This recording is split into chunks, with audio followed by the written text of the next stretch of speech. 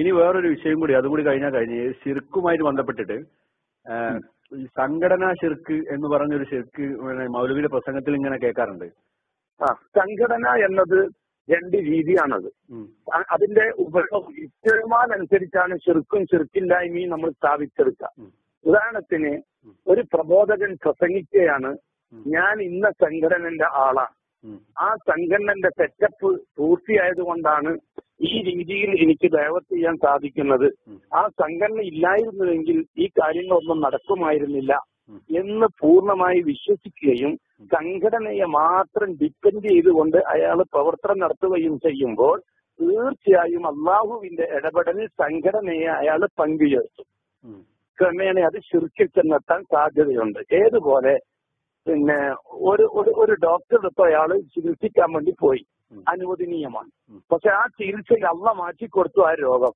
പിന്നെ അങ്ങോട്ട് ആ രോഗം മാറിയതിന്റെ പേരിൽ പിന്നെ ഇയാൾ ആ ഡോക്ടറെ തന്നെ അങ്ങ് പിടിച്ചു.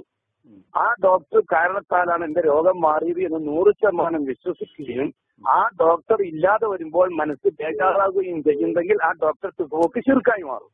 അപ്പൊ ഓരോ പ്രസ്ഥാനവുമായാലും ആ പ്രസ്ഥാനം കൊണ്ടാണ് ഇതൊക്കെ നടന്നത് എന്ന് പൂർണ്ണമായി ഹൃദയത്തിൽ വിശ്വസിച്ച് ആ പ്രസ്ഥാനത്തിന്റെ നയപരിപാടികളെ അള്ളാഹിനേക്കാൾ വലുതായിട്ട് കാണുമ്പോൾ അത് ശിർക്കാവും.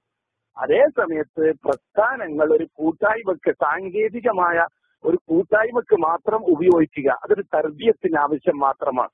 അതൊന്നും ശരീഅത്തിന്റെ ആവശ്യമല്ല, അത് സാങ്കേതികത്വത്തിന്റെ ആവശ്യമാണ്. ഒരു 10 ആളെ കൂട്ടിയിട്ട് കാര്യങ്ങൾ പറഞ്ഞു കൊടുക്കാൻ ഒരു 10 ആള് വേണം. പെർമിറ്റ് കിട്ടണമെങ്കിൽ ഒരു പ്രസിഡന്റ് സെക്രട്ടറിയും വേണം. പോലീസ് പെർമിഷൻ കിട്ടണമെങ്കിൽ ഒരു ലെറ്റർ പേഡ് വേണം. അത്തരം ആവശ്യങ്ങൾക്ക് വേണ്ടി സംഘടനയെ ഉപയോഗിക്കാം. അതേസമയം സംഘടന ഉള്ളത് കൊണ്ട് മാത്രമാണ് ഇന്ന് ദീൻ നിലനിൽക്കുന്നത് എന്ന് ചിന്തിച്ചാൽ ശരി. എനിക്ക് മഴ പെയ്യുന്നുണ്ട്, കേൾക്കുന്നില്ല. ശരി, കുഴപ്പമില്ല. എനിക്കെല്ലാം ക്ലിയർ ആയി. അള്ളാഹു ക്ലിയറാക്കിട്ടെ, അള്ളാഹു ഇൽമിൽ വർധന ഉണ്ടാക്കിട്ടെ. പിന്നീട് പിന്നെ ഒന്ന് വിളിക്കാം.